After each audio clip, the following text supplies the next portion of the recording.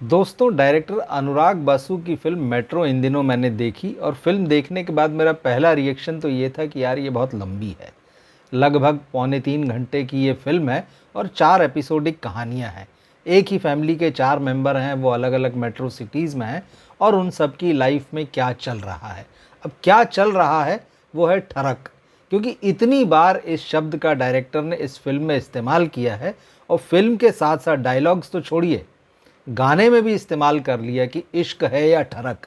तो मुझे लगता है कि इस फ़िल्म में जितनी बार ठरक शब्द का इस्तेमाल अनुराग बासु ने किया है, इससे पहले किसी भी फ़िल्म में नहीं किया होगा और शायद हिंदी सिनेमा के इतिहास में पहली बार ठरक शब्द जो है गाने में भी आया होगा।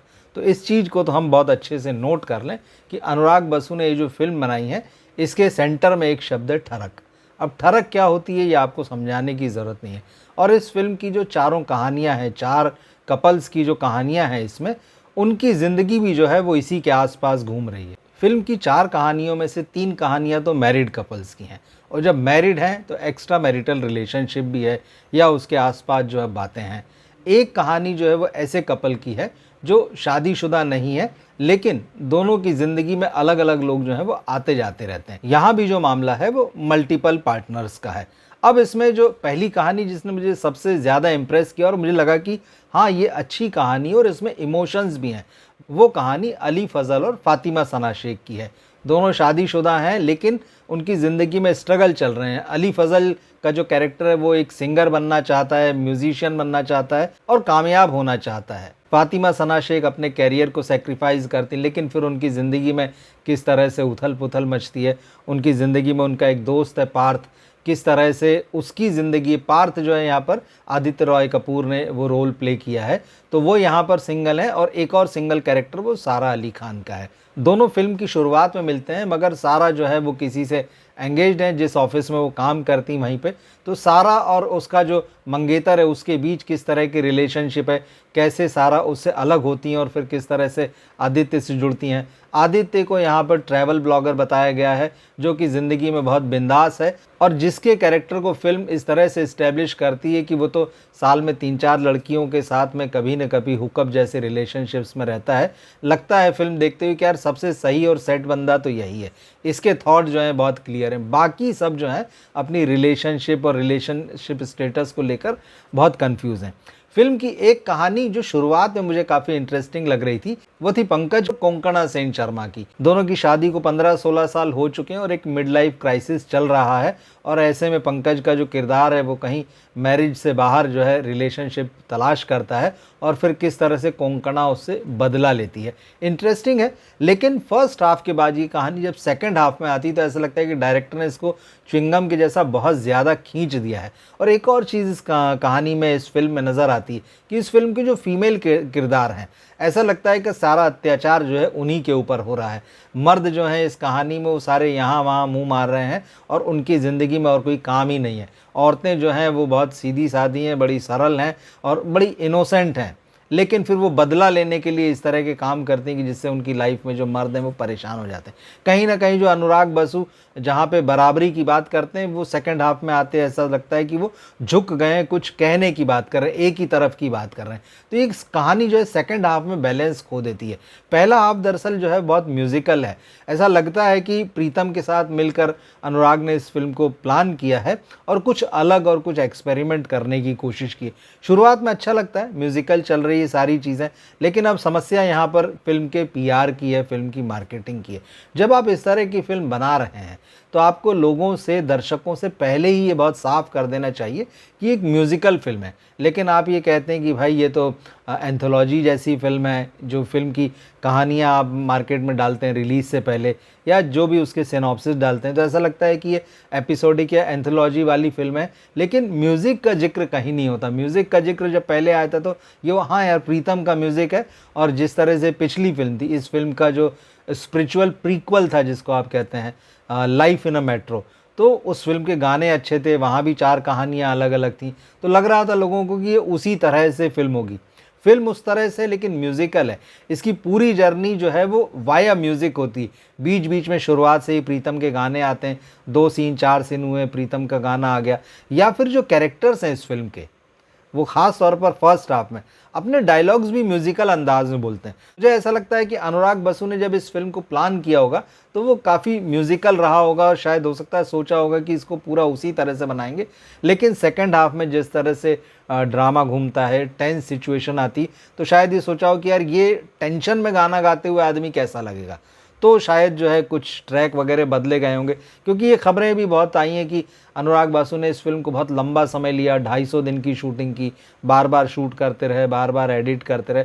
तो कहीं ना कहीं फिल्म जिस कलेवर में आपको फर्स्ट हाफ में नज़र आती है, सेकेंड हाफ में उसका टेस्ट जो है बिल्कुल डिफरेंट हो जाता है, उसका ट्रैक जो है बिल्कुल बदल जाता है, म्यूज़िकल से लेके वो टेंशन और ड्रामा में चली जाती है। लेकिन उसका मज़ा ख़त्म हो जाता है। जो पहले आप में आपको जो चीज़ें बहुत लाइट लग रही थी और लग रहा था कि कुछ ख़ास तरह से बात कर रहे हैं अनुराग बासु, सेकंड हाफ में लग रहा है कि वो एकदम ऑर्डिनरी मेकर की तरह या जो ऑर्डिनरी स्टोरी टेलिंग है उसकी तरफ चल गए। और उसमें कहीं ना कहीं वो जो एजेंडा बेस्ड होता है, वो जो फेमिनिज्म होता है, शुरुआत में कहानी कहते कहते आप न्यूट्रल लग रहे थे और सेकेंड हाफ में आप जो है एक ट्रैक पर दूसरे ट्रैक पर चले गए, एक झुकाव आपका दिखाई देने लगा है। तो इस तरह से ये फिल्म बीच में इंटरवल से एक तरीके से दो हिस्सों में बढ़ जाती है, दो अलग अलग ट्रैक में उसका स्ट्रक्चर जो है वो टूट जाता है। और जो कोंकणा और पंकज वाली कहानी है उसका भी चार्म खत्म हो जाता है। उन दोनों की लाइफ में एक अलग ही तरह की कॉमेडी दिखाने की कोशिश करती।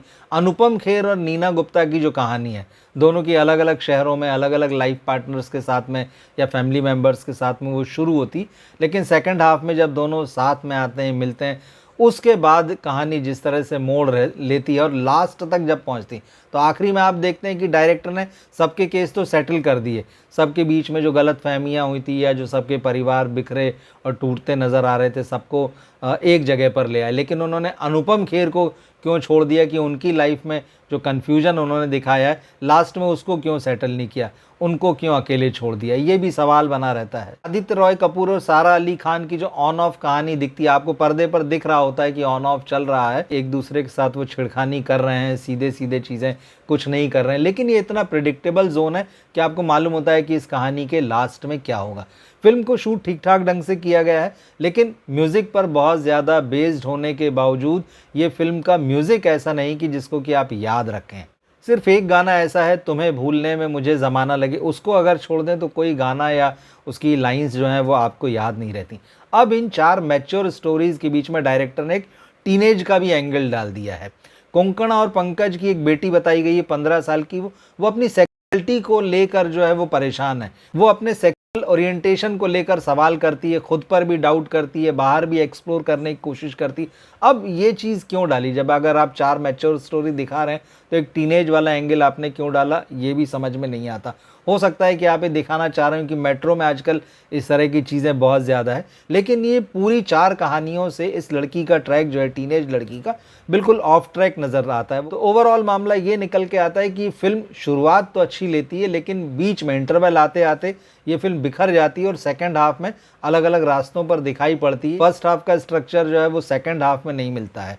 तो ये लगता है कि डायरेक्टर बहुत ज़्यादा जो है कंफ्यूज है इस अपनी फिल्म को लेकर, इसकी कहानियों को लेकर। अब जहाँ तक दर्शकों की बात है तो मेट्रो सिटीज़ में ज़रूर इस तरह की कहानियाँ लोग पसंद कर सकते हैं, इसकी जो एपिसोडिक स्टोरीज़ है या मेट्रो की लाइफ में जो मल्टीपल पार्टनर्स की कहानी दिखा रहे हैं डायरेक्टर। लेकिन आम दर्शक जो है या जो सिंगल स्क्रीन का दर्शक है उसको बहुत ज़्यादा ये चीज़ें पसंद आने वाली नहीं। और जो एक्सपेरिमेंट किया है उसमें अनुराग बसु काफ़ी हद तक फेल होते नज़र आते हैं, या फिर ये लगता है कि हिम्मत करके एक कदम उठा तो लिया था लेकिन फिर शायद कुछ कॉमर्शियल चीज़ें देखते हुए उसको पीछे खींचना पड़ा है। तो अगर आप इस तरह का सिनेमा, मेट्रो कल्चर का सिनेमा या इस तरह के रिलेशनशिप्स का सिनेमा पसंद करते हैं तो एक बार इस फिल्म को देख सकते हैं। लेकिन जैसा मैंने कहा कि फिल्म ख़त्म होते ही मेरा पहला रिएक्शन था, जो बात मेरे मन में आई कि यार ये बहुत लंबी, इसे बहुत एडिट किए जाने की ज़रूरत थी, इसको लगभग 2 घंटे में समेटा जा सकता था।